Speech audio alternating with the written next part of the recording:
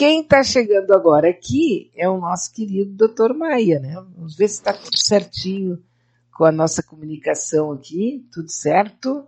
Dr. Maia, Alô? bom dia, bom dia. Bom dia, Beatriz. Tudo bem? Vamos ver se está tudo bem aqui Tu com a continua resposta do precisando Dr. de um Maia. psiquiatra?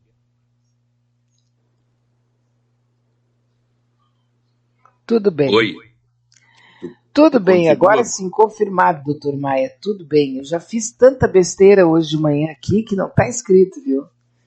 Então tu continua precisando de um psiquiatra? É isso?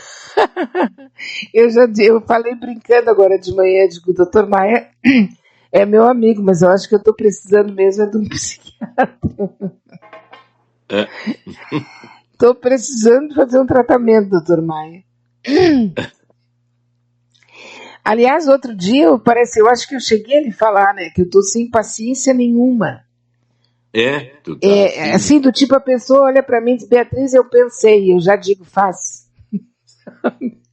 Né?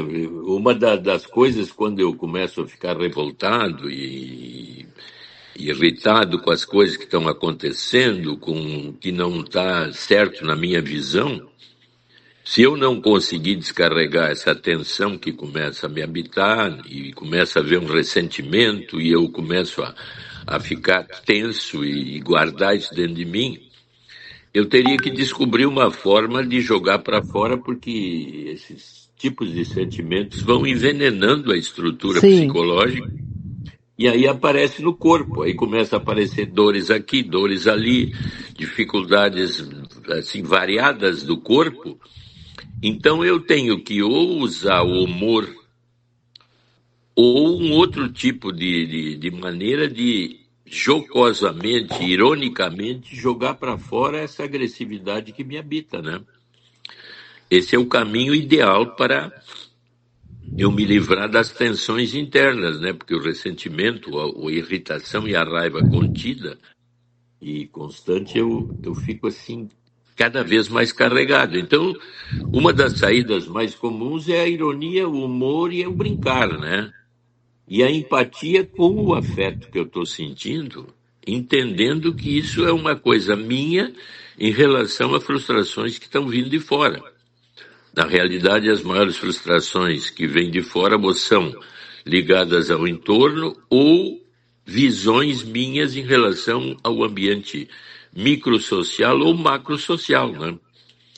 Tu tem uma vivência macrosocial muito carregada da tua visão como deveriam ser as coisas.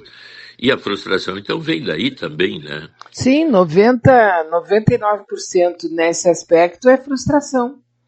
É frustração. Porque não. Porque eu vi uma coisa, fazendo aqui uma terapia ao vivo, tá? Isso. Vamos pegar o caso político do próprio coisa ali, do Bolsonaro. Faz todos os 4 anos do governo dele, tá? Já foi assim, Isso. barra pesada. Ver tudo que ele fez, 700 mil pessoas mortas. Eu passei por aquele estresse do Covid, não tinha vacina, onde ele entra, né? Não tinha vacina e já podia ter, ele que não quis, né?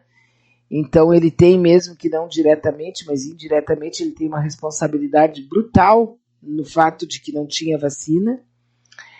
E tá, passou os 4 anos, a gente engoliu, tudo bem, não sei o quê. Daí acontece aquele 8 de janeiro, onde vão lá, quebram tudo, as casas dos 3 poderes, né? Quebram tudo, Isso. Legislativo, Executivo, Judiciário, STF, Suprema Corte.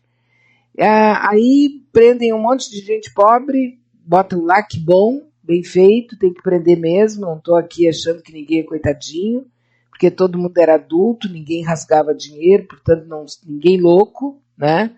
Foram lá, fizeram sabendo o que estavam fazendo. Então eu não tenho assim aquela preocupação, ai tadinho, um monte de pobre preso. Até eu só quero reconhecer que eles eram tudo, uma boa parte ali eram umas pessoas que estavam envolvidas, né? Em busca de alguma coisa e tal. Mas bem feito, tá? Fez, tem que pagar, tudo bem. Só que o cara está sendo julgado, está sendo investigado, olha, ele vai ser preso. Aí entra ano. São 4 anos já que tá nessa lenga-lenga. Isso. Entende? Isso aí vai te dando uma gastura, que aí assim, ó, a pessoa chega para mim e diz, Beatriz, eu estava pensando. Eu digo, faz. Ah, mas tu não quer saber nem o que é? Não, não quero, pega e faz. Porque isso é falta de respeito com a pessoa que está falando comigo, eu reconheço isso, mas é resultado de uma impaciência que só cresce. Que nem na minha vida pessoal mais eu tô querendo saber de explicação, que de repente vai ser mais 4 anos explicando. Exato, pois quer fazer, faz, não quer fazer, não faz, quer ir, vai, não quer ir, não vai. Eu sempre pensei assim, mas era muito de teoria, e eu sinto que eu estou colocando isso na prática, e essa não sou eu. Então tu vê que é um problema, vamos dizer assim, que passa a ser teu, pessoal, apesar de ser um problema social. E um problema ligado a essa ligação assim da ilusão com a desilusão constante. Quer dizer, sempre eu vou, neste mundo, notar alguma coisa que seria o meu ideal, mas que na realidade está sendo uma desilusão e uma coisa irreal, ou agressiva, ou absurda. Porque essa junção das duas forças, que seria então bem e mal, estão sempre se bicando o tempo todo. Então, hipoteticamente, eu teria que descobrir um caminho interno meu, pessoal. Porque o social, ou o microsocial que eu falei, que é a família, ou o entorno pequeno, esse sempre vai haver situações problemáticas e de crise constante. Então, eu tenho que fazer uma volta ideal para mim, quer dizer, a empatia com o meu dentro, como eu encaro isso, que maneiras eu vou ter novas de encarar essa realidade que é externa a mim, mas me envolve totalmente, de uma forma que eu possa entender e gerar dentro de mim uma espécie de tranquilidade ou zona pacificadora interna, sabendo dessa complexidade que não vai terminar nunca. Nunca vai haver uma situação de paz absoluta, sem dificuldade, sem isso, sem aquilo. O mundo é uma anarquia constante buscando harmonia. Olha que paradoxo. Muito, Então, se eu não conseguir repete. O mundo é uma desarmonia constante e eu buscando uma harmonia constante neste mundo interno e externo. Então, se eu conseguir um equilíbrio entre a visão externa, em que a desarmonia e o problema e a destruição estão sempre em constante ação, mas ao destruir as coisas eu gero novas possibilidades e abro novos campos, que vão se destruir novamente e vão abrir novos campos, e assim eu vou o tempo todo. Esta percepção interna não é fácil. Eu estou levantando uma hipótese que, como diz o nosso ouvinte Gabardo, é uma lenga-lenga, mas é uma lenga-lenga que gradativamente vai nos dando condições de entender a complexidade que é a existência. Até porque, fora da lenga-lenga, o que existe, né? O que a gente faz na vida não ser uma lenga-lenga? Gente, tudo é uma repetição infernal, né? A vida é uma repetição permanente em tudo. Tem até uma música que eu acho que é do Chico Buarque de Holanda, que diz assim, ó: todo dia ela faz tudo sempre igual, me acorda às 6 horas da manhã, me sorri um sorriso pontual e me beija com a boca de maçã. Ou de hortelã, acho que é hortelã, né? Hortelã. Todo dia, dificilmente tu consegue ter uma vida, a não ser que tu esteja andando de roda gigante. Mesmo assim, na terceira vez que tu andar, é uma repetição.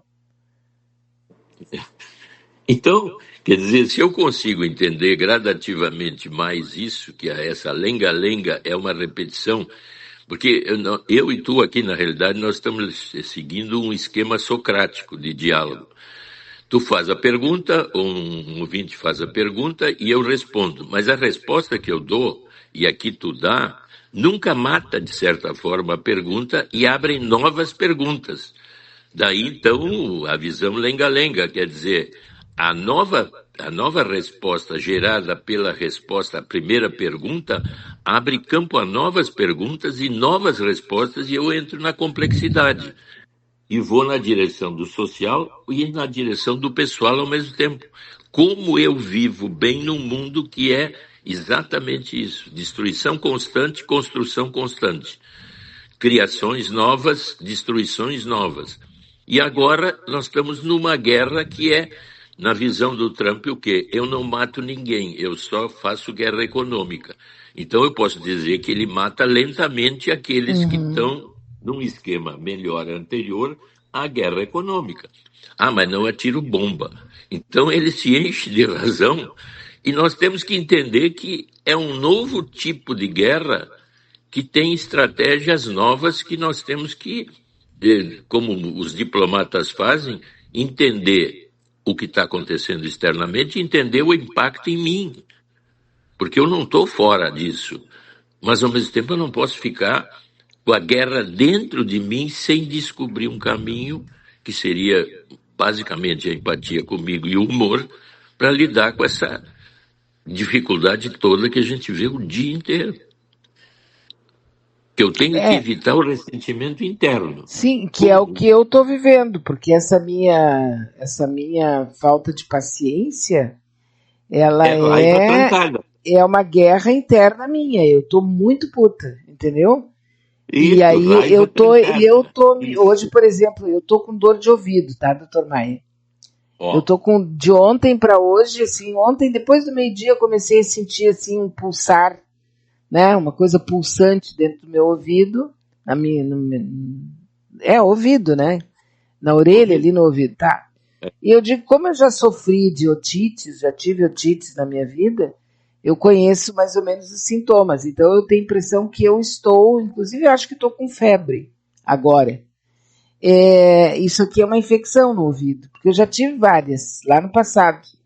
Mas agora aqui, ouvindo o senhor falar e tal, eu fiquei pensando, eu tenho ouvido tanta coisa que eu não gostaria de ouvir, que eu não sei se isso aqui não é um tipo assim, é melhor ser surdo, sabe? Eu não sei se também pode ser, né? Que tu bote ali, que é um canal que tá me torturando, né? Tu tem razão, esses caminhos da linha psicológica para a psicossomática é muito complicado, porque tem uma medicina mais psicológica ligada ao corpo, que é muito ligada ao psicológico, as tensões geradas afetivamente em mim. Se eu não consigo abrir esses caminhos que nós estamos tentando dentro das nossas hipóteses levantadas, de eu descobrir um caminho interno onde eu mantenho uma autoestima boa comigo mesmo e entendo o que está acontecendo lá fora, não tem nada a ver comigo, mas tem tudo a ver comigo. Este caminho é altamente pessoal, por isso as psicoterapias são repetitivas e demoradas. Porque a cada momento nesse esquema socrático, eu abro campos de entender melhor uma complexidade que para mim é uma certeza. Porque a maioria de nós tem certeza absoluta. Quando eu tenho uma certeza absoluta, Beatriz, eu já estou começando a ficar fossilizado. Já estou ficando inadequado ao ambiente. Certezas absolutas, que uma delas é a fé. Aquela coisa assim, Deus existe, se tu disser que Deus não existe, eu dou em ti porque tu está me ofendendo. Isso é bom para algumas pessoas, ter certezas absolutas ligadas à fé. Então, eu sou religioso, eu sou católico, sou protestante, enfim. Para algumas pessoas serve, mas não pode haver radicalidades de dizer, eu tenho certeza disso, tu está errado. Nunca ninguém está errado, mas pode estar menos certo que eu. Então é um caminho complicado esse, mas abre campos de entendimento pessoal em relação ao fora, dentro ligado ao fora. Por isso que se diz que o falso self é tudo ligado ao mundo externo. Aonde está o meu verdadeiro self? Aonde eu me sinto bem comigo mesmo, eu tenho uma harmonia que eu mantenho, eu gosto de mim, apesar de toda a dramática que eu vivo nesse momento e a problemática que me envolve. Se eu conseguir esse lugar interno hipotético, eu estou indo numa linha que então todo mundo chama de espiritual lá, tu está desligado, tu está desapegado, tu está isso. Mas o caminho é altamente pessoal, eu não posso dizer que o meu é o do teu. Há uma tendência sempre, né? O meu pastor Sim. é a minha fé. Mas para mim ali tá bom, mas daqui a pouco eu posso perder a fé e achar que a coisa não tá boa. Então eu tenho que buscar outro caminho. Não, não, a gente fica. Agora eu vou dizer uma besteira monumental, quer dizer, mais uma, mas vamos lá. Até deixa eu mandar aqui um abraço para meu amigo Elvio, que eu não conheço. Volta e meia ele diz coisas aqui meio desagradáveis, mas a gente, né, isso aí, opinião a gente respeita, né? Ele tem a dele, eu tenho a minha, não tem problema nenhum. Aí ele diz aqui que de onde eu tiro essa vontade de fazer as coisas erradas, todo mundo percebe e eu dou risada e acho que está tudo certo. É que eu tive alguns problemas aqui de som, bem um pouco antes do programa, e eu não vejo por que eu tenho aqui que me esconder e mostrar uma página de uma pessoa perfeita, que não erra. Eu gosto de mostrar que eu erro e eu acho legal isso, sabia? Eu não sei se é uma maneira de me isentar também, quando eu faço as coisas erradas, né? Eu digo que é tudo normal, mas eu acho normal as pessoas errarem. Eu não Então, acho que seja. Eu nunca vou passar a ideia de. Eu nunca vou botar as cuecas do lado de fora da calça para parecer que eu sou super-homem, entendeu? Nunca vou. É só isso, Elvio. Não tem nada. Eu não acho que eu tô pagando mico. Eu então, tu tô vê, sendo normal só, eu acho. olha a pergunta do Elvio, é uma pergunta que tem uma base assim de uma certeza dele de que isso não deveria ser assim. Então a gente vê que o Elvio, ao perguntar isso, tem uma certeza de que tu não deveria fazer isso. Mas por que que ele vai ter certeza de que tu não deveria? Porque ele tem uma certeza de que as coisas, como ele vê, deveriam ser assim ou assado. Então, a posição dele, de certa forma, é contrária à tua. A tua te faz bem, a do Elvio abre um campo para uma discussão aberta em que será que o Elvio tem razão e que as pessoas deveriam ser assim como ele acha que deveriam ser? Então tu vê que a certeza passa a gerar incertezas novas e eu abro novos caminhos. E me entendo melhor ou com o Elvio ou comigo mesmo. Agora, também não passa a ideia de que eu, de alguma maneira, eu curto isso? Que agora me Claro. passou essa ideia na cabeça aqui, né? Mas agora tu falou numa das coisas que a gente tem falado muito. As curtições sádicas e as curtições Aham. masoquistas são características nossas. Eu gosto de fazer perguntas mais ácidas ou mais irônicas, me faz bem quando o outro fica meio perturbado ou inquieto. Por quê? Porque na minha linha sadomasoquista, que é um prazer chamado negativo, me faz bem ser irônico, descobrir uma coisa que deixa o outro assim meio perturbado, ou então me colocar em posições assim de dominação, que seriam aquelas ligadas à chamada síndrome de Estocolmo. Eu gosto de sofrer um pouco. Não, eu não gosto. Mas a conduta leva a gente entender que gosta. Mas eu não percebo isso porque esses são pontos cegos pessoais.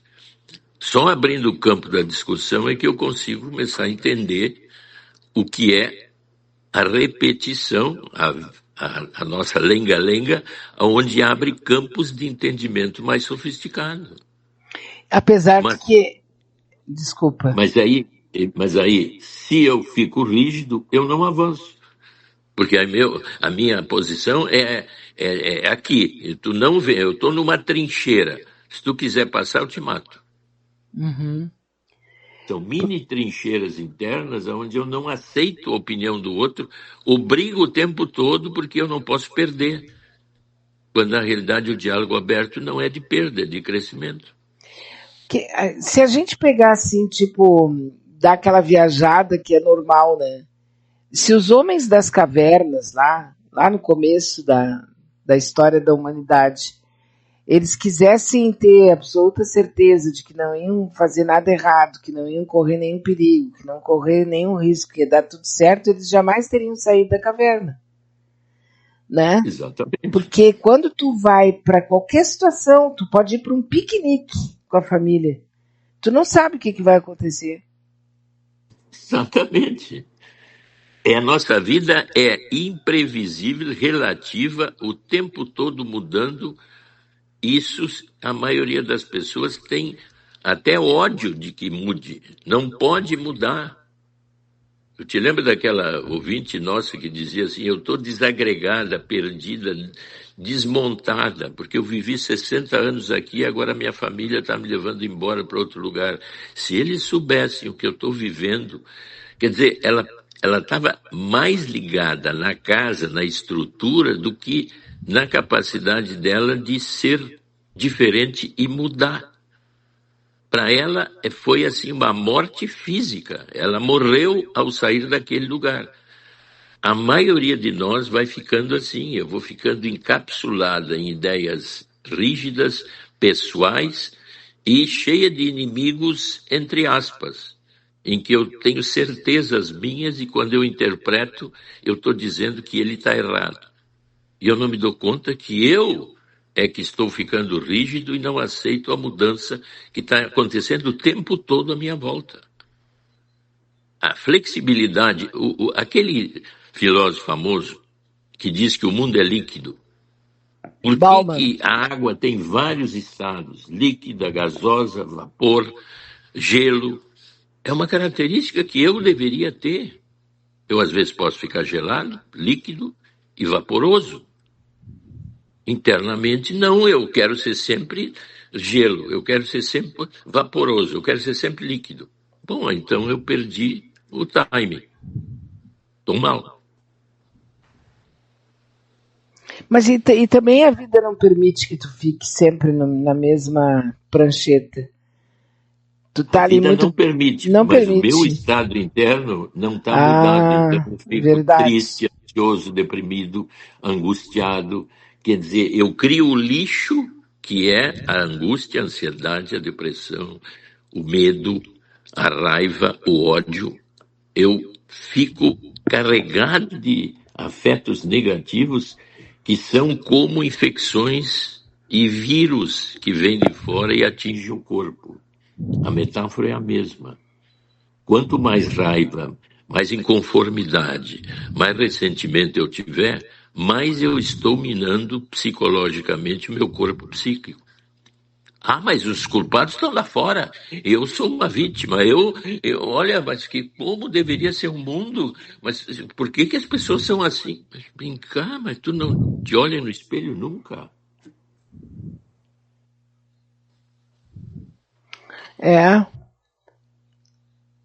É, não é uma coisa simples, né? Aliás, se fosse simples também ia ser muito chato, né? Fala sério. Se a Aí vida nós não dois já tinha tivesse. terminado a conversa. Se fosse simples, ia ser muito chato, muito quadradinho, muito engomadinho. E o ser humano não teria saído da caverna. Não teria. Não, como é que eu vou lutar com o mamute? Como é que eu vou encontrar? Como é o tigre com dentes de sabre? Mas aí eu descobri que tem umas varas grandes que a gente faz uma ponta e aí chega perto do mamute e enterra na barriga dele. E depois ele vai embora e a gente vai atrás e enterra a outra na barriga dele. Daqui a pouco o mamute morre, pá, temos comida por um mês. Uhum. Mas olha o risco. Isso, ação externa. Eu estou falando como eu mato o meu mamute interno.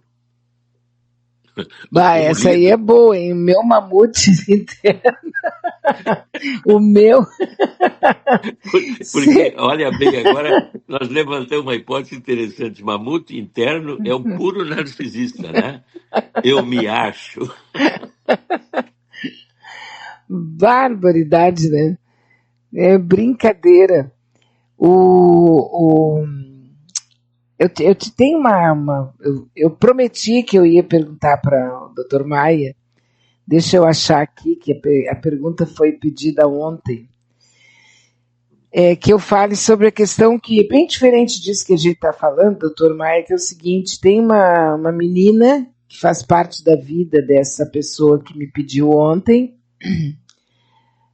que eu falasse com o senhor aqui sobre...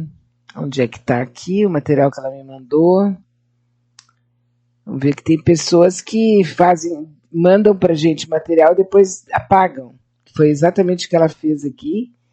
E aí eu vou ter que me lembrar do que ela falou, tá? Porque provavelmente a pessoa paga porque não quer que ninguém leia, né? Eu Assim entendo que não muito for bem isso. respondido, não. Sim, de repente alguém da família abre, lê e tal. Então, mas de lembrança é assim, ó. Tem uma criança da família dela, que é uma menina, que agora ela resolveu que ela quer ser um menino. Ela tá na escolinha, tá tudo certinho, a menina é muito querida, a mãe também. E a mãe, e ela quer ser, como é o nome? É Vicky, que é o nome que ela quer ser chamada, e ela quer cortar o cabelo, a mãe dela já disse que vai cortar, quer comprar roupas novas de menino, e a mãe dela já disse que vai comprar. A mãe dela é uma pessoa assim, não são ricos, são pessoas pobres, ela trabalha como doméstica e tal. Então, mas mesmo assim é filha única, muito bem cuidadinha, muito bem tratada e tal. E eles estão fazendo isso e a menina está ficando cada vez mais revoltada. E ela, eu acho que como é que é aquilo que a gente é dos sobrinhos? É madrinha, né? E ela está muito preocupada com isso porque ela acha que os pais de alguma maneira estão incentivando a menina, tipo assim, a virar menino, né? Sim. E então ela disse que gostaria de fazer com que a mãe levasse a menina para fazer uma terapia, Isso. mas que não está sabendo como entrar nesse assunto, etc. e tal. E como ela poderia fazer isso, que a menina, uma menina com 8 anos, se não me engano, que está querendo ser menino. E ela disse que ela não consegue ver isso na menina, mas que a menina agora encasquetou que quer ser menino. E, enfim, como eu já falei, né? Ela quer, e parece que a mãe e o pai diz que não se importa muito, não dá muito palpite, não se envolve muito. E está angustiando ela. Mas ela quem é, então? Ela é a tia? Ela eu acho que é tia do irmão, Sim. é do irmão dela. É do irmão dela que está. A filha do irmão. A filha do irmão, Pois e ela não consegue falar com a mãe ou com o irmão? Não, ela já deu a entender, falou para a mãe da criança que a criança tem que fazer um tratamento. E a mãe já foi chamada na escola. Sim. E parece que a escola, de uma certa maneira, também já começou a tratá-la como um menino. E ela não consegue falar, então, com... Exatamente a pergunta não... Como eu falaria com quem? Já falou com a mãe? Com a mãe. Não, mas que caminho ela acha? Na verdade, ela está vivendo uma angústia nela, uma angústia com alguma coisa que ela é uma observadora, que ela é uma pessoa que está olhando de fora. Ela não é parte envolvida, porque ela não é mãe nem pai da criança. A criança tem mãe e pai. Então ela está muito angustiada, diz que está perdendo sono e tal por causa disso, e pediu para eu falar com o senhor sobre isso. Eu acho que ela tem que lidar com a angústia dela, assim, numa linha assim, o que ela idealiza? Que a menina não deve ser menino. E então a angústia passou a ser dela, mas o problema é externo a ela. A menina está vivenciando coisas e se identificando dentro da linha do desejo. Aí, com 8 anos, essa linha fica meio complexa, meio complicada. Não tem muito a ver assim com uma resolução ainda muito clara de como a menina vai se desenvolver na linha da sexualidade. Então, é um problema da menina, do pai e da mãe da menina. Agora, por que a angústia está tão grande dentro dela, querendo uma mudança ou um intuito de que a menina não seja ou não vá para esse lado. A ideia básica dela, eu acho que está positiva. Vocês devem levá-la numa psicóloga, falar no colégio, porque essa visão de afeto mutante, onde eu me identifico mais com uma personagem masculina sendo mulher, deve ser tratada por alguém que tenha uma experiência maior e que possa acompanhar se isso é uma mudança real ou vamos dizer assim, um tipo de coisa que está acontecendo muito, que é as meninas se relacionando entre si com beijos e aproximações físicas sem propriamente relação, já nessa idade, que seria então visto talvez como bullying de alguma outra com ela, e tudo isso deveria ser visto então numa terapia com uma psicóloga. Então o caminho é ela ver por que ela está tão angustiada com uma coisa que na realidade é externa a ela. É uma visão de que nunca isso deveria acontecer, quando hoje em dia a gente sabe que está acontecendo cada vez mais, porque o desejo, como se diz, nós na base mais arcaica a gente é homem e mulher, quer dizer, há uma bissexualidade básica em nós.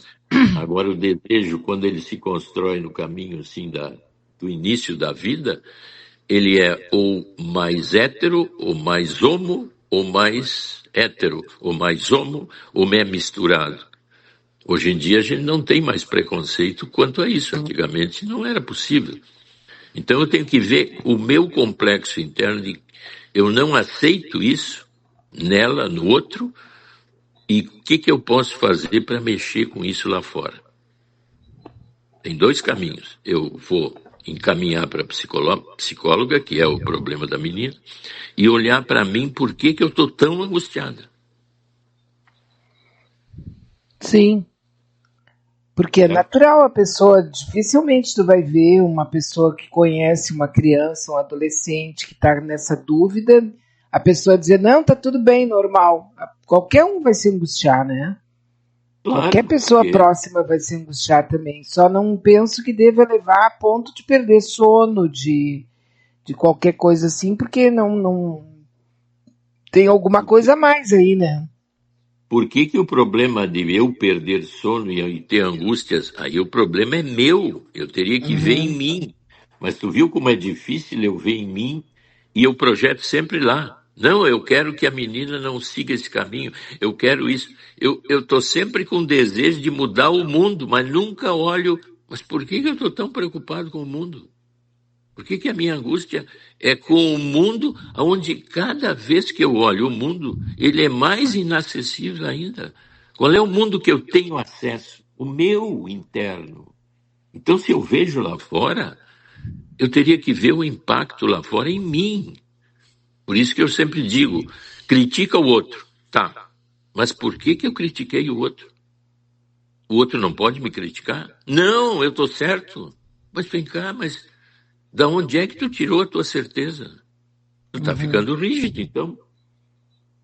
Tu não está entendendo que o mundo muda a cada segundo. É que, na verdade, a gente sabe que mesmo que tu viva num ambiente onde todo mundo é flexível, ninguém é tipo preconceituoso, misógino, sabe? Ninguém vai te perseguir, mesmo assim o sofrimento de quem faz esse tipo de opção num mundo como o nosso é certo e sabido, né? Então a pessoa meio que se angustia sabendo que aquela pessoa, aquela criança ali, ela vai ter que enfrentar, se não na família, ali internamente, onde a gente conhece cada um e pode até pensar sobre isso, o mundo lá fora, né? Isso. Eu posso ser, então, um crítico do mundo lá fora e ter certeza as minhas está muito bom. Agora, eu também não posso ficar sofrendo o mundo, querendo mudar o mundo do meu jeito. Então, o jogo sempre é complexo nessa linha. Por isso que eu digo, sempre olhar por que eu estou tão preocupado com as coisas de fora e tendo certezas de que eu teria o caminho das coisas de fora como deveriam ser. No momento, o mundo está cheio de teorias, né, Beatriz? Opa! O tempo todo sai um livro dizendo Teoria que tem mais do que oxigênio aqui em torno de nós, sabe? Tem mais. Tu vê numa biblioteca sobre filosofia, o filósofo diz isso, o filósofo diz aquilo, um é contra o outro. Quer dizer, as opiniões são as mais variadas possíveis. Aí eu fico com aquele, como era o nome dele? O homem é ele e sua circunstância, como é? O Gasset, né? Acho que Eu não me lembro. Ortega e Gasset. Ortega e Gasset. Então isso já é um evento interessante, né? Qual é as minhas circunstâncias? No momento são essa. Eu estou insone porque a menina não se define na sua sexualidade. Mas o que eu tenho que ver com esta menina dessa forma tão angustiante para mim? E lembrar também que 90% daquilo que a gente teme não vai acontecer, né? Então eu sou um temeroso angustiado. Mas e não é que a gente, eu acho que tem um lado masoquista nosso que gosta de, se a vida tá muito certinha, tá tudo dando certo, a gente desconfia. Mas aí que tá, né? Então essa mistura do negativo com o positivo é constante. Uma das melhores especialidades que eu posso ter é a capacidade de fazer um luto constante. O luto é uma das coisas mais fortes que nós temos que enfrentar o tempo todo, porque o tempo todo eu estou perdendo algo, como tu disse, que não é o ideal que eu queria que acontecesse. Então, a minha ilusão e a minha desilusão estão sempre se beijando. Uhum. E quando elas se beijam, geralmente eu fico o quê? Ansioso, deprimido, triste, porque eu perdi o ideal que eu tinha. Agora a vida não vale mais nada. Ai, que horror, como pode isso acontecer? Como eu estou triste porque a guria caiu do peral lá no Canyon. Ai, como eu... Vem cá, mas isso... São 9 bilhões de pessoas no mundo. O tempo todo vai acontecer coisas felizes em menor quantidade do que infelicidades. Então, eu tenho que entender que o mundo é uma construção constante dentro de uma destruição constante. Mas sempre criativa, pelo que a gente vê, porque de 300 ou 400 anos para trás, para nós, quer dizer, olha a diferença de uma civilização no que nós temos em relação a 400, 500 anos atrás. Então, houve um progresso enorme, mas todo progresso traz um desprogresso irmão. Sim. E a vida hoje, né, doutor Maia, de alguma maneira, ela é assim, ela tem... Durante um dia, nós temos toneladas de informações. Essas informações são aleatórias, são desencontradas, são sem sentido, numa velocidade assim que realmente, ontem até escrevi um texto e coloquei isso de alguma maneira, quer dizer, até o mais zen de todos os mortais, ela fica meio perturbado depois de 12 horas na internet, por exemplo, com tanta informação, é muita informação. Até eu acho que eu lhe mandei um material, que eu tenho certeza que eu mandei para o Rogério, mandei para o senhor também, a respeito do fato de que muitas pessoas estão sendo internadas. Agora não sei onde botei aquilo, mas as pessoas estão sendo internadas em hospitais psiquiátricos em função, assim, por causa dos contatos que elas estão tendo com os chats GPT e coisas assim, do jeito, né? Porque nós estamos ficando... É muita informação, sabe? Que isso me assusta às vezes, até eu olho para a Beatriz e digo, mas está tudo bem contigo? Porque é muita informação. E assim, então... ó, eu, por exemplo, sei que eu estou viciada. Eu sei hoje que eu sou uma pessoa viciada, quero ver se pega uns dias aí, lá por agosto, setembro, eu quero passar uns 10 dias, assim, totalmente fora de qualquer coisa. Eu não quero telefone, eu não quero celular, eu não quero nada. E eu não sei se eu não não vou pirar, tá? Porque eu quero ver se eu consigo fazer isso. Dar um detox, assim, sabe? Até Isso. para saber como é que eu tô. Porque nós estamos o tempo inteiro, mesmo que não seja nada importante, por exemplo, eu quero saber para que eu posso dobrar um papel, para fazer um origami, por exemplo. É uma coisa que não é nada importante, mas eu tenho a informação ali, eu vou ter que botar essa informação em algum lugar. É muita informação. E nós Isso. não tínhamos tanta informação assim há 100 anos atrás, há 80 anos atrás, há 70 anos atrás. Né? E agora parece que tem gente que já está sendo levado para fazer tratamento psiquiátrico por causa desse excesso de informação e dessa conversa que, de repente, eu não consigo mais conversar com uma pessoa normal, não é a Beatriz, tá? Eu não consigo mais conversar com uma pessoa normal, porque essa pessoa não sabe nada. E eu estou aqui sabendo de tudo, eu sei de tudo, então como é que eu vou conversar com uma pessoa que não sabe tudo que eu sei? A pessoa fica sem graça, porque daí eu quero ficar só na internet. Eu passo horas ali na internet, porque é uma notícia, uma informação atrás da outra, é quase como se fosse um crack, assim, uma cachaça, sabe? Eu preciso Então, daquilo ali para poder abastecer o meu...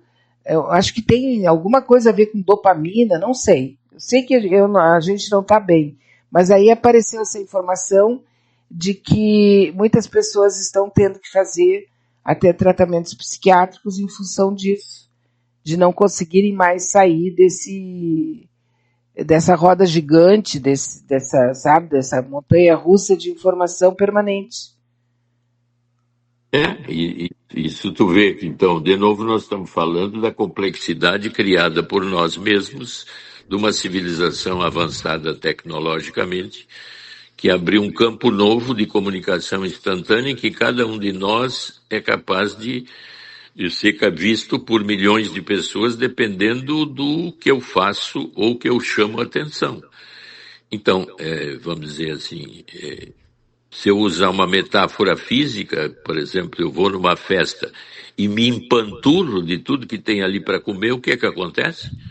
Eu posso começar a vomitar, me sentir mal, até desmaiar, ter uma enorme diarreia.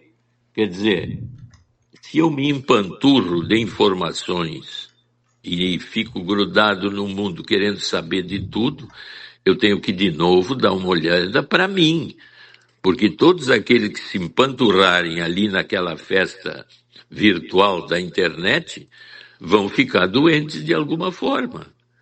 Então, não é surpresa quando alguém fica viciado em alguma coisa. A gente sabe que já tinha o vício do álcool, já tinha o vício das drogas, de longa data. Agora tem o vício novo da internet, dos jogos, de tudo isso. Quer dizer, como nós somos 9 bilhões no mundo e a complexidade e a criatividade da complexidade aumenta cada vez mais, nós temos que aprender a lidar com essa festa, sem beber demais, nem se empanturrar demais com informação, né? Uhum. Então, a complexidade do mundo, ela é crescente e eu, num mundo de complexidade crescente, tenho que aprender a lidar com ela dentro de mim, porque Ontem senão eu uma fico... ontem uma senhora, ontem eu não falei com ninguém, anteontem, ou foi na quarta, não interessa, alguém me falou, agora já estou assim, né? A pessoa me disse que ela fica alguns minutos sem contato auditivo com o rádio, ou sem estar com a televisão ligada, ou estar sem o celular na mão com informações, ou então falando com alguém no WhatsApp, alguma coisa assim, e ela disse que ela vai ficando numa irritação, que o filho dela é que se deu conta e comentou com ela. Ela mora sozinha. Mas o filho dela, tipo assim, como é que ela disse que ele é o... Ai, como é para tirar o termômetro? Que ele é o termômetro dela, que ele vai e diz mesmo assim, né? Ah, mãe, tá demais isso, tá demais aquilo. E só que ela me falou, de alguma maneira, eu não sinto vontade de conversar com gente que não sabe tudo que eu sei. E ela Sim, é uma senhora, sabe? não, ela não é, ela trabalhou como funcionária pública a vida inteira, nunca teve assim um cargo de relevância, nunca foi Ela nunca foi, ela é uma pessoa comum como nós aqui, assim, sabe? E daqui a pouco ela diz que não consegue mais, por quê? Porque ela está cheia de informações e as pessoas que estão na órbita dela não são pessoas interessadas.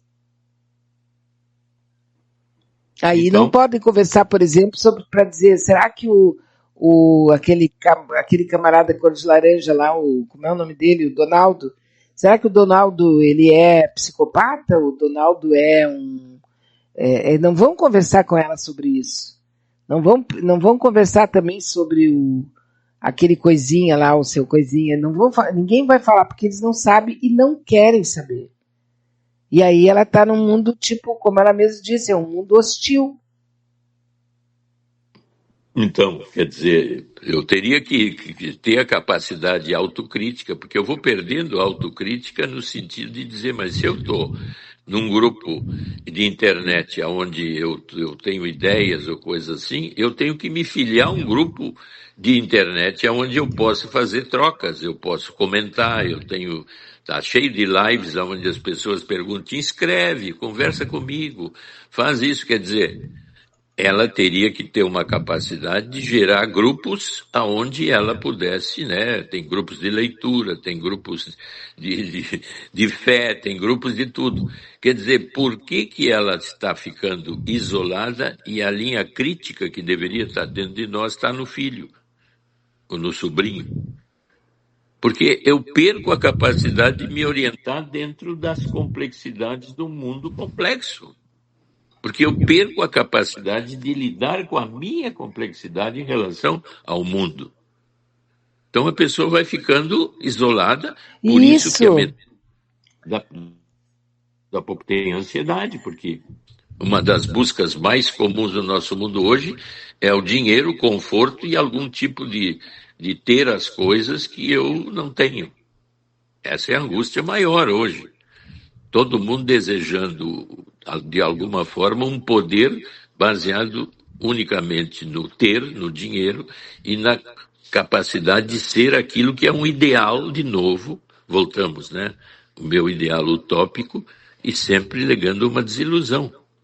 E ela está perdendo o controle dela, isso, porque mas eu eu tenho também. tanto que estou intoxicada com o saber. Me Isso, e empanturrei no saber. eu tô com essa síndrome aí.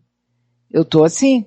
Só que eu já me dei conta e não sei nem por onde começar entende? A fazer um caminho inverso. Por exemplo, é, tem um livro do Miguel Nicoleles que ele escreveu, que é um romance, que onde é que vai dar tudo isso? É uma coisa assim que eu quero comprar para ler.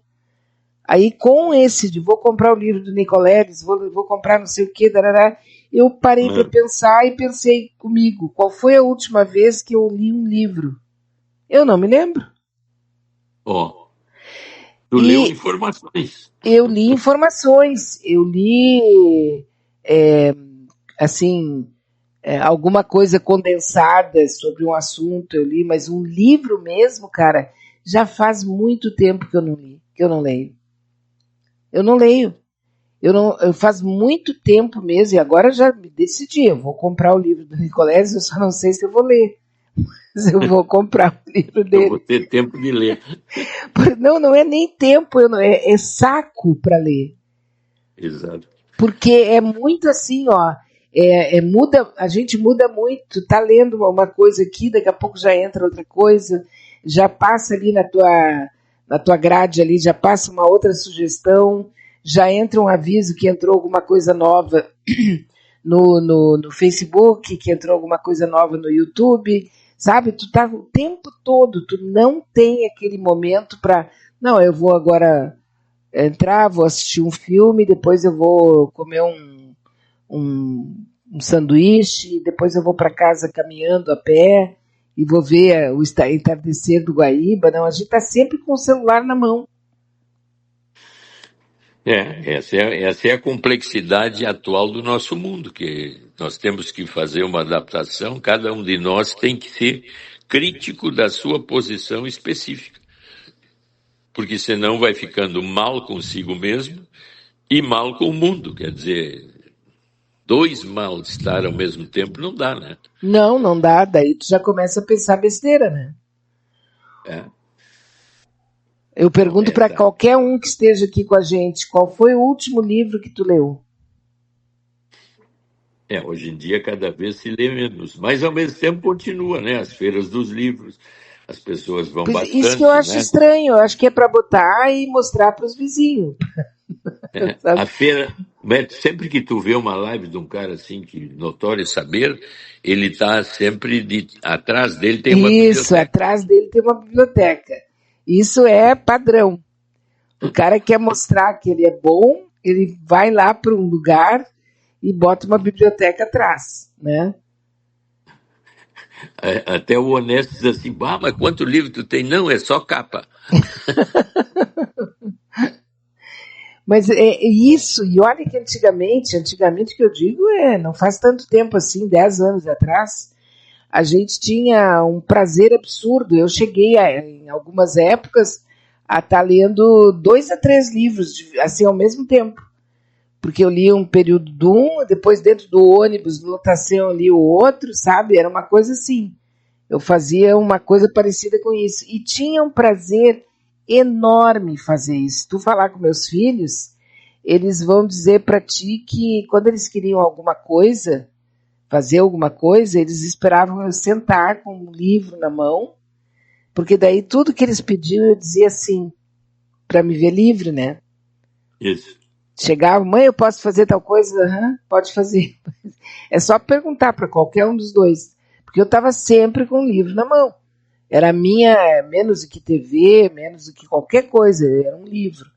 E, no entanto, agora eu me dei conta de que não sei quando, nem como, nem a partir de quando, eu simplesmente larguei um prazer que eu tinha em detrimento de alguma coisa que é assim, ó, é como andar, entrar num tobogã, né? É uma informação atrás da outra. Eu estou intoxicado com informações. Mas agora é exatamente isso. Tu vê que essa ouvinte aí que está falando, ela está intoxicada com excesso de informação e não consegue conversar com ninguém, então a intoxicação está aumentando a ponto dela começar daqui a pouco a ficar ansiosa, deprimida e de mal com ela mesma. Olha que caminho terrível, né? O guri, o filho ou o sobrinho é que diz, pô tia, ô mãe, vamos parar com isso, vamos sair, vamos, como tu disse, fazer um caminho de Santiago de Compostela. Isso. E do centro da cidade até o Iguatemi a pé. Exatamente, né? Eu tenho uma paciente minha que foi até o túmulo do Padre Reus, né? A pé. Bah, passou por uns períodos difíceis ali, né? A nossa É uma amiga aqui, promessa. a nossa amiga aqui diz assim, ó, eu também já estou isolada. Dr. Maia nos acalma, tranquiliza pelo menos uma vez por semana. Penso que só fujo do celular com filmes e séries. Acho que ainda é positivo para mim. Mas ela tá com a cabeça dela recebendo informações, né? É. Não, e até se ela quer um filme assim interessante, que a gente vai discutir a semana, terça-feira que vem, é O Último Amor de Mister Morgan, no Prime Video. Olha, é um filme surpreendente. Vale a pena. Todo mundo que vê fica assim meio encantado e surpreso ao mesmo tempo. Como é que é o nome? O Último Amor de Mister Morgan. Tá no Prime. Tá no Prime.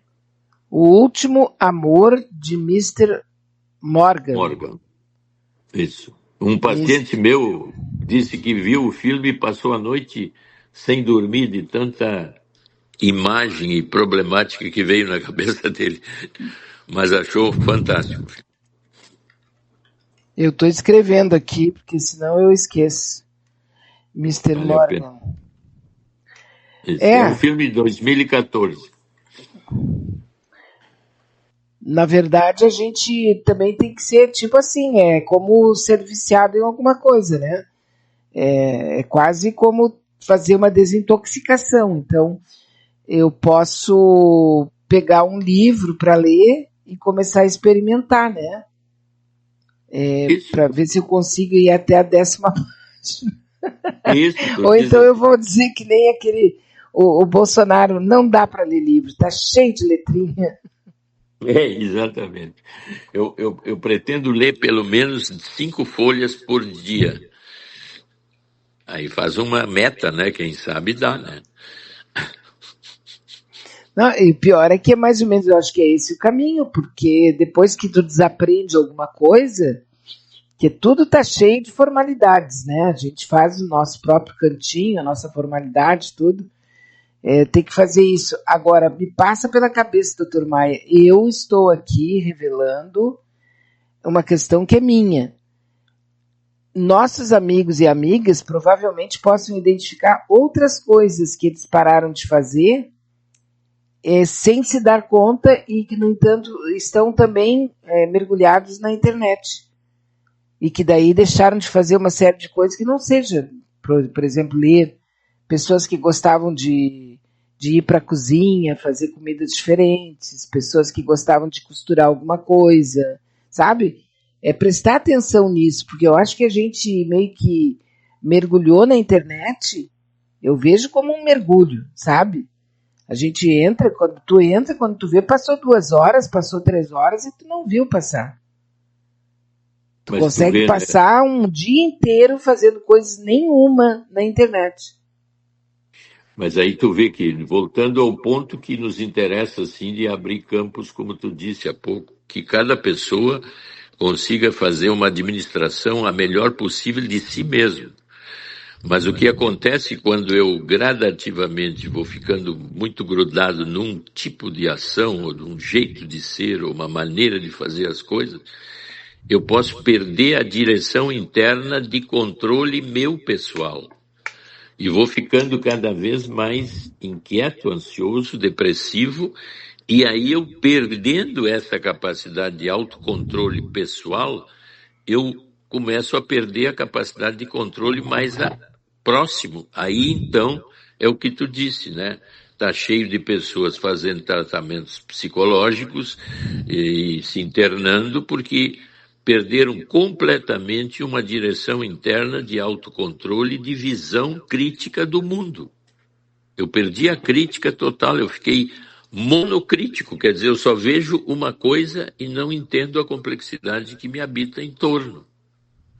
Isso é o que gera, então, o quê? Ansiedade, depressão e angústias tais que o sujeito tem que ser tratado, tem que ser internado, está ansioso demais, perde a direção das coisas. Então nós temos que...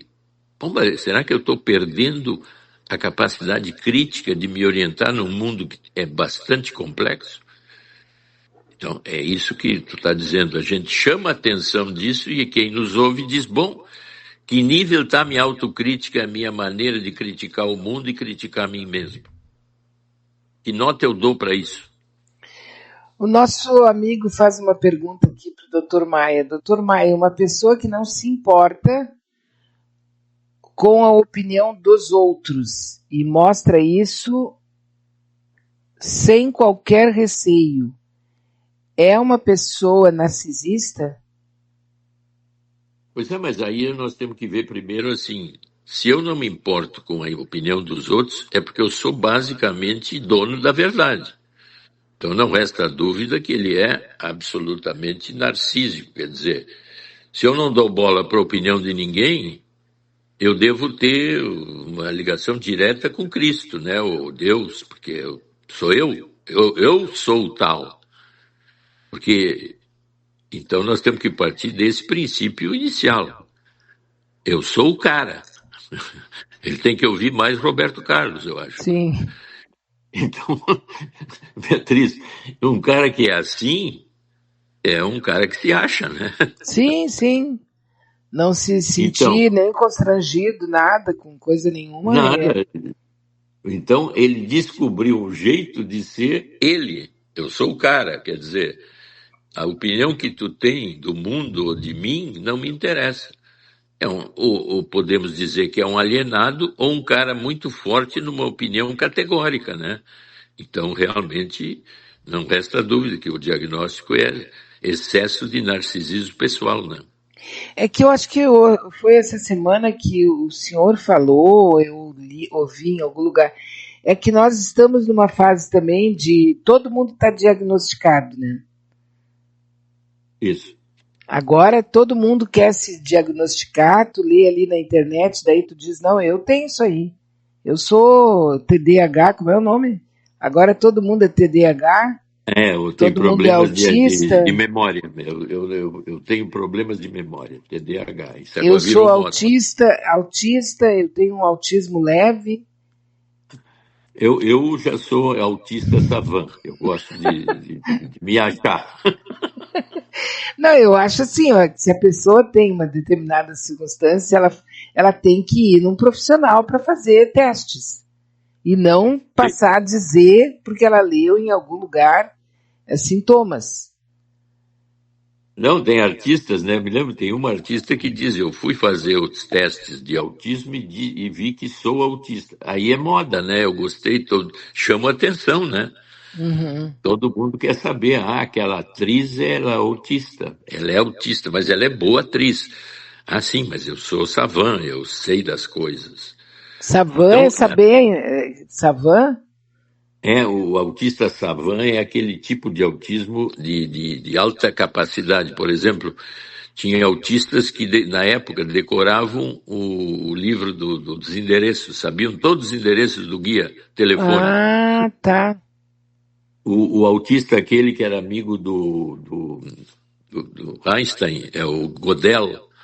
O Gödel era um matemático fantástico, ele só conseguia falar com Einstein, porque eles falavam de uma forma absolutamente autista nesse sentido. O Einstein Inteligente. não era autista, mas entendia o Gödel.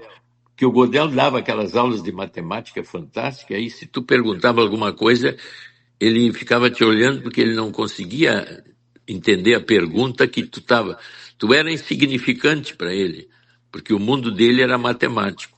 Isso é tipo Então, assim, Donald Trump. são autistas savants, sabem tudo e se acham. Não, Donald Trump não.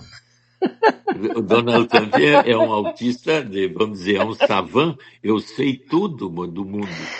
Olha aqui, Troglodita, né? não, olha que o Trump é interessante, porque ele diz assim, eu inventei um novo tipo de guerra, vocês se matavam, eu apenas lido com a economia. Olha, não é um cara que se acha. Sim, mas agora se ele fosse realmente assim, se ele conseguisse fazer isso só com os outros países e com o povo dele, não.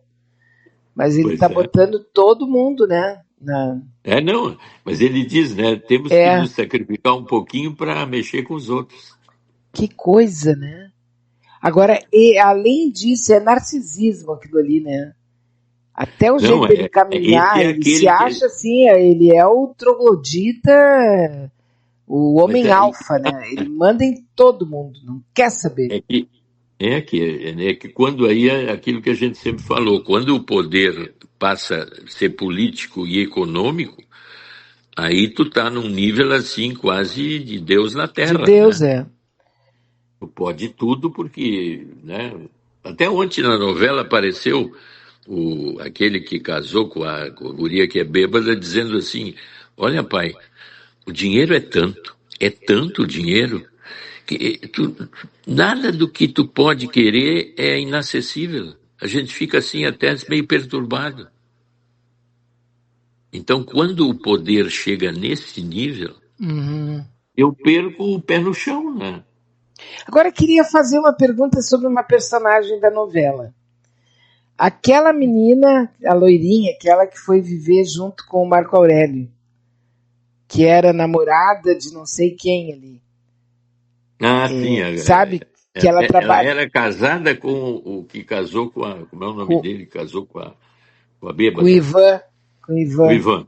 Tá. Ela era a mulher do Ivan, tem um filho com ele. Isso. E aí agora ela tá namorando, casou também com o Marco Aurélio. Ali, Isso. assim, ela lidava com números, trabalhava com Muito eficiente financeiro, administrador. Isso, financeiro, administrador, tipo contador, assim, né? Mais ou menos isso. nessa linha, tá? ela agora está ajudando o Marco Aurélio a lavar dinheiro. Isso. Abriu uma empresa, abriu uma clínica de luxo e tal para lavar dinheiro. A pergunta que eu faço é: ela está corrupta? Porque aquilo é uma corrupção. Ela está corrupta porque ela foi convencida pelo Marco Aurélio, ou ela sempre foi e finalmente encontrou uma maneira de ser? Exatamente, quer dizer, eu quando vi isso, eu logo identifiquei como chamado amor bandido. Quer dizer, é o amor na linha negativa. O prazer está na capacidade, porque no início ela ficou chocada quando ele disse que roubava o dinheiro da chefe. Mas ele disse que ele estava sendo pela primeira vez totalmente honesto com ela, e ela quis a honestidade dele. Olha, uma honestidade negativa, porque os dois, ao dividirem a desonestidade, passam a ser um par perfeito dentro da desonestidade, mas com um prazer negativo ligado ao que todo o caminho leva na negatividade, o PCC, a milícia. Eu vivo exatamente como nós aqui dentro da ordem mais ou menos normal e ética e moral, no sentido ético e moral bom, mas numa ética e moral negativa em que ela, com suas capacidades de lavagem de dinheiro e ser uma contadora perfeita nesse sentido, uma baita de uma secretária, ela disse: vamos abrir uma clínica de beleza que tem tratamentos que custam 40, 60 mil reais por aparelhos que estão hoje em voga cada vez mais, e aí então fazer o que o crime faz. Está sempre lavando dinheiro através de firmas, de empresas de ônibus, de tudo mais. Quer Uhum. dizer, esse lado negativo, ele tem uma facilidade incrível de nos seduzir, por isso que eu sempre falo que o poder nos leva rapidamente para esse lado. Sim, mas o Porque amor, foi o amor que fez ela fazer isso, ou ela já era assim? não, as tendências que nós temos, aí é que está, aquilo que eu já falei antes. O nosso superego básico, ele é onipotente, cobiçoso, medroso, raivoso, agressivo, ciumento e invejoso. Esta é a criança pequena que nasce até os 2, 3 anos. É a forma que eu consigo ser no mundo. Isso é difícil da maioria entender. Ah, a criancinha é um anjo. Não é verdade, Maia, tu tá louco. Se tu estudar esse nível aí, o que acontece a partir dos 3 ou 4 anos? Ética e moral aprendida junto ao pai e à mãe, dependendo da ética e da moral do pai e da mãe. Então, esse superego arcaico que me fez manter vivo, porque a criança é egoísta, ela está sempre chorando, ela quer isso, ela é destrutiva, ela é... E aí, o que vai acontecendo? A civilização vai deixando ela palatável e dentro da ética e da moral. Ora, isso fica dentro de mim, e eu, então, sou ético e moral, eu sou a Beatriz, sou o Maia e tudo mais, eu vou bem. Mas, se na teoria do apego eu sou ansioso ou sou evitativo, que é outra teoria mais complexa, se eu conseguir estabilidades ligadas a esse núcleo arcaico com facilidades maiores no mundo atual, porque eu sou esperto, eu vou ganhando poder e eu entro na zona negativa. Então aquele amor é o amor negativo em que os dois estão apaixonadíssimos pela sua capacidade enorme de gerir uma vida negativa, corrupta, mas que está tendo um sucesso cada vez maior. Porque a gente vê a outra personagem, que agora eu não sei se é Maria de Fátima ou Raquel, mas é da dupla ali, que é incorruptível. Ela não consegue fazer nada para que possa ser uma coisa, tipo, colocada em dúvida. Ela quer fazer Exatamente. tudo certinho, mesmo que ela tenha grandes prejuízos com isso. Mas e Por olha a isso que eu visão que pergunto se se tem. já era dela ou se isso aí pode acontecer, a pessoa se tornar, a pessoa ficou, aquela ali se corrompeu, agora ela é outra pessoa. Ou ela simplesmente teve a chance de mostrar uma coisa que já era nela. Aí é que está. A formação ético-moral dela foi muito mais densa, deixando a ética e a moral bem clara dentro dela. Então, a grande maioria das pessoas tem uma ética e moral bem Flexível. adequada ao convívio da Fle- sociedade, porque flexível. se todos fossem como os mais corruptos ou coisa assim, a desagregação ia ser muito maior, né? E o Mas, contrário também, se a pessoa for extremamente correta, é protocolar, até quando faz, né? Agora eu vou fazer operação padrão, quer dizer, não pode isso, sair do padrão, quer dizer, também não adianta que o caminho sempre é o caminho do meio. exatamente, porque o excessivo de um lado, a gente olhava para ela e dizia assim, mas como essa mulher é ingênua, né? É Até burra. chega a ser burra de tão Uhum. ingênua. Padrão ético-moral rígido. Tudo é errado. A prova está que ali fica um paradoxo nítido. Tu é tão ético e moral que perdeu o teu grande amor porque tu não acreditou que ele não roubou o dinheiro. Uhum. Então tu vê que nós estamos sempre nas posições opostas, indo para o caminho do meio. Agora, como eu faço o caminho do meio? Este é um dos Esse é o pontos, grande, como, este é né? o grande ponto meu, teu e de todos. Porque Porque ali ela esse caminho, estava, doutor Maia, ali ela estava entre o amor dela e o amor da filha dela. E exatamente. ela Como optou é por que considerar a filha dela incorruptível, que não pegaria o dinheiro, porque eram os dois que estavam circulando ali dentro, né? Ela não duvidou da filha em nenhum momento, mas duvidou dele. então tu vê como o mais honesto e o mais ético pode ser manipulado pelo lado negativo do outro. O grande problema não é esse fora dentro, é eu dentro de mim tenho os dois. Como eu lido com isso? Aí é que entra uma das coisas mais importantes. Como lidar com uma ética e moral interna minha em relação a mim mesmo? Aí eu volto para essa que nos que se colocou que ela está grudada na internet e na informação e não tem mais ninguém lá fora para falar. Está havendo um distúrbio de controle interno dela, não propriamente ético-moral em relação a o caminho externo, mas um problema dela ligado à informação excessiva sem ligação com o mundo. Então tu vê que cada problema ganha uma complexidade nova e diferente que eu tenho que me ater a ele e entender a dinâmica de cada um. Porque senão eu tenho a tendência a generalizar e aí eu já tenho certezas excessivas. Doutor Maia, como é? Doutor Maia, essa pessoa que está escrevendo agora viveu a seguinte situação: sou um homem hétero, jovem, me apaixonei por uma menina de uma família extremamente correta, digna, imexível, incorruptível e todos os e-mails que tu pode imaginar. Muito bem, comecei a conviver com a menina. Descobri que ela é cleptomaníaca. E ela disse que a mãe sofre do mesmo problema. Fomos na casa de um parente e ela roubou talheres de prata, que eu nem sabia que eles tinham. Deu um bafafá na minha família. Terminei o relacionamento com ela e fico pensando como acreditar em alguém. Eles pareciam perfeitos. Pois é.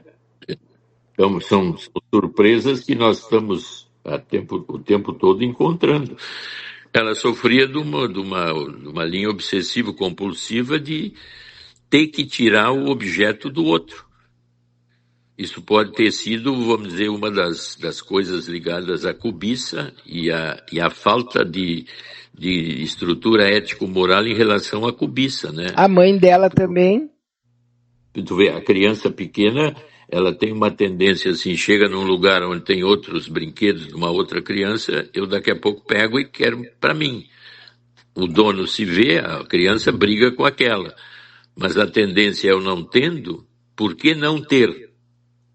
Que ética e moral que me habita, que me impede de eu não pegar o que não deveria pegar.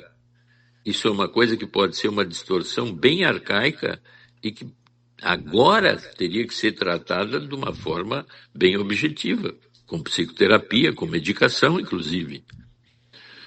Mas não desentendendo, quer dizer, se é uma doença, dá para conversar, vem cá, por que tu roubou os talheres de prata?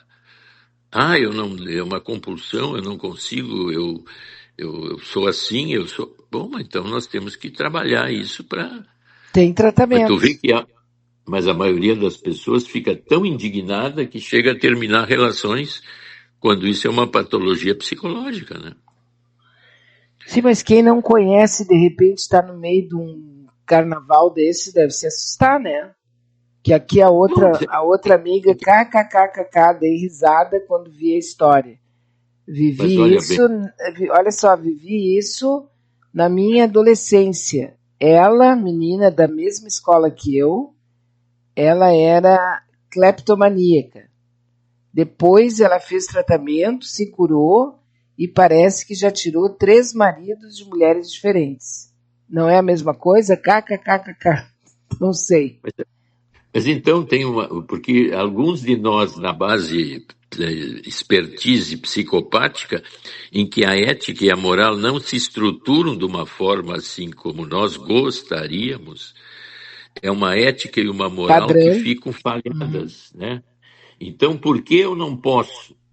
E por que, se eu sou uma mulher bonita e tenho atrativos e vejo que eu estou num lugar determinado e a mulher, o marido daquela me olha de um jeito assim, por que eu não posso usar o meu poder narcísico, sedutor, que me faz bem, de manipular isso de uma outra forma?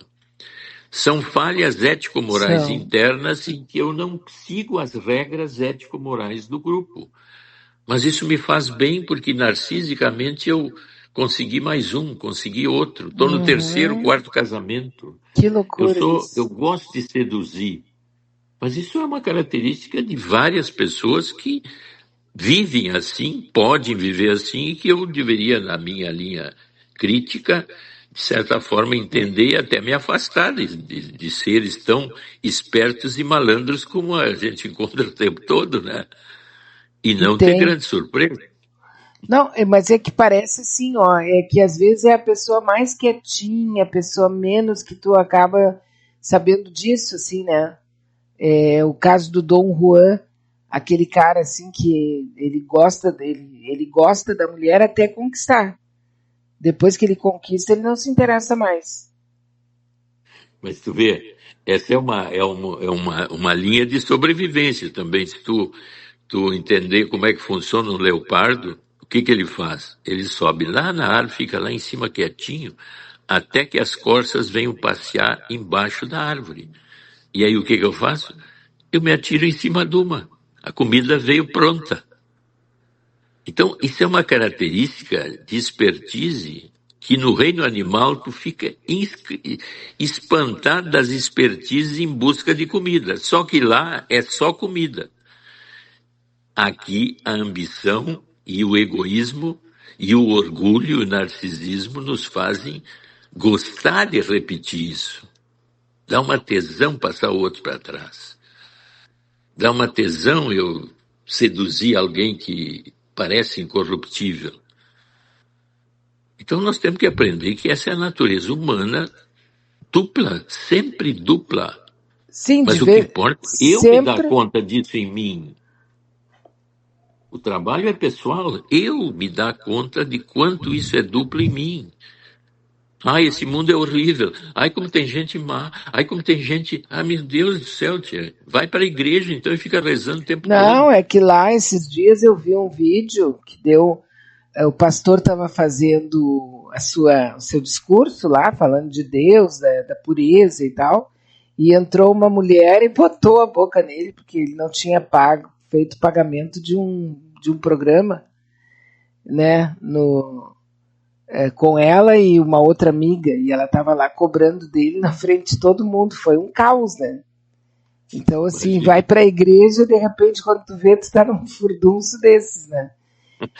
Ô, padre, né? Não, era um pastor. E a mulher dele estava Não, ali, meu Deus, deu uma confusão. Se alguém quiser ver, tem várias dessas histórias lá no. Como é o nome mesmo do site? Eu não vou lembrar agora. Mas é só de histórias de dentro de igrejas pentecostais, sabe? não, mas Beatriz, agora me lembrei de uma paciente minha, isso dá 40 anos atrás, né? Ela tinha um relacionamento com o padre, ela limpava a sacristia, fazia tudo, mas era a mulher do padre. Uhum. E o padre prometeu para ela que quando largasse a batina, casaria com ela, né? Sim. E aí, depois de anos, cartas escritas, tudo, o padre largou a batina e casou com outra no Rio de Janeiro. Ela morreu de câncer. Bah. Tal a tristeza e o investimento negativo. Então, isso está acontecendo o tempo O todo tempo todo. no nosso mundo. E essa uma Eu, frustração desse tempo aí só pode dar mesmo a doença grave, né? Se qualquer é, coisa eu fico com dor de ouvido, tu imagina. então, Se eu já estou aqui cheia de dor de ouvido por causa de umas bobagens, tu imagina uma coisa dessa, assim. sim, porque é um investimento de vida em que eu Todo acredito na. isso, todo o teu investimento, a tua vida inteira, que daí vem aquele nosso lado, assim, do tipo, a pessoa ela acredita tanto que existe esse tipo de coisa mágica, assim, né? Que De aí quando amor de maravilhoso, amor, né? um amor assim que principalmente o amor impossível. Ai, a E gente está divino, num né? E é divino. um amor impossível é a melhor coisa que existe na vida de alguém, porque a emoção é dupla, né? Tu tem Então o tu amor entende, e ainda tem aquela coisa de ser um amor, um amor escondido, impossível e tal. A pessoa fica né? muito mais envolvida, né?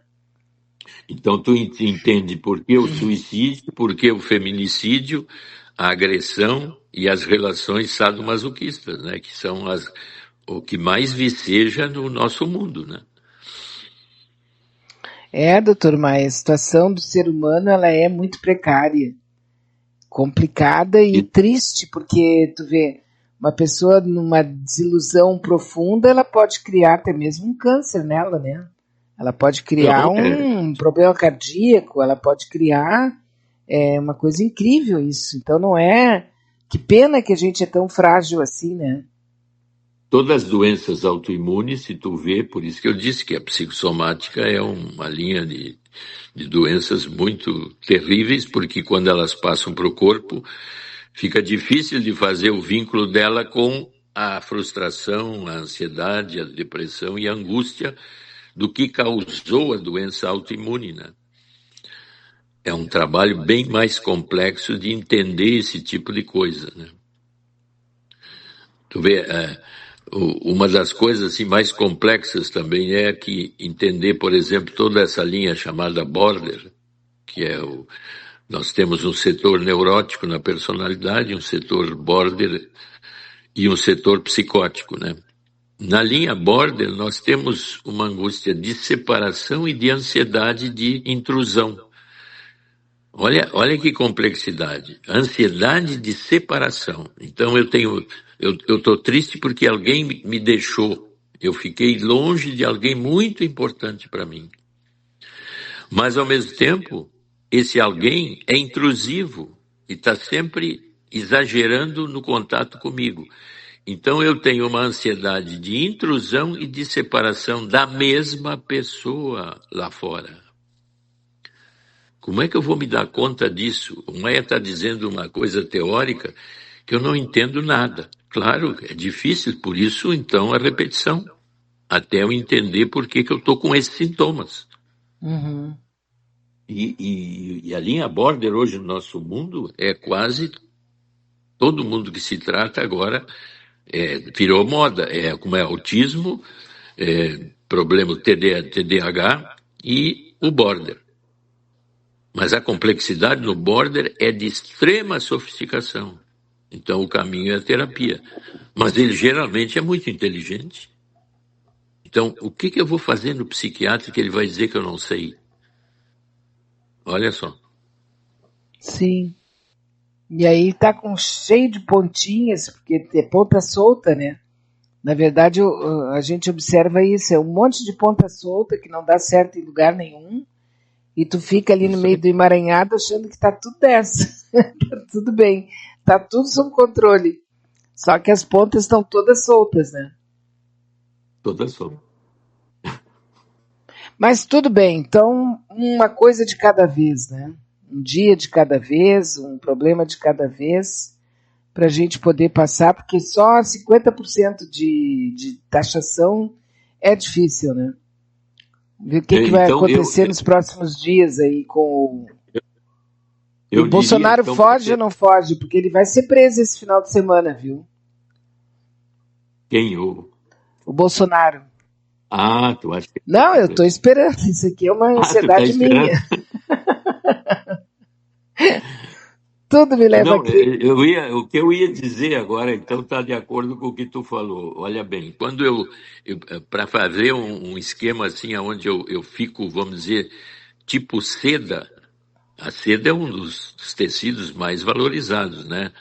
Então, a metáfora, assim, para mim ficar seda dentro de mim, eu tenho que ter a paciência de pegar aquele ovozinho do bicho da seda, pegar um fio e levar ele até o tear, né? Depois eu pego outro, depois eu pego outro, depois eu pego outro, que são os fios soltos, e daqui a pouco o que que eu faço? A seda, um tecido fantástico de alto nível. Hipoteticamente, é assim que a gente deveria lidar com os nossos pontos soltos. É O que que tu legal. acha? Muito bom, muito bom. Muito bom. Tem que ter uma sensibilidade incrível para reconhecer o fio da seda e depois para ter essa resiliência, né, de não desistir, porque parece que no começo parece que não está fazendo nada, né? Não, é um fiozinho aqui, um fiozinho Uhum. ali. Aquela bolinha que é o do bicho da seda tem um início e um fim, né? E eu vou ter, então eu tenho que aprender a ser um tecelão interno meu, né? Muito bom. Olha que a maioria está usando chita, né? Sabe? Eu, pelo menos, estou enrolada em chita aqui, né? Mas tenho direito a usar uma seda também, né? Certamente. Ou então deixa eu ir pegar meu faxineiro. É bem assim. Deixa para ele. Doutor Maia, apesar de tudo, dessa dor de ouvido aqui, muito obrigada por ter estado com a gente nesta manhã de sábado. Um bom final de semana. Obrigado, um abraço para ti, tudo de bom. Aos ouvintes também. Isso, gente, olha, é isso, né? Mas tá aí, agora vamos tomar enérgicas providências aqui, tudo vai dar certo. Vamos ficar acompanhando os desdobramentos do nosso judiciário e se tudo der certo no final de semana, quer dizer, no final de semana, se tudo der certo, eu volto na segunda-feira às 9 horas. Tá certo para estar aqui junto com os amigos e com as amigas.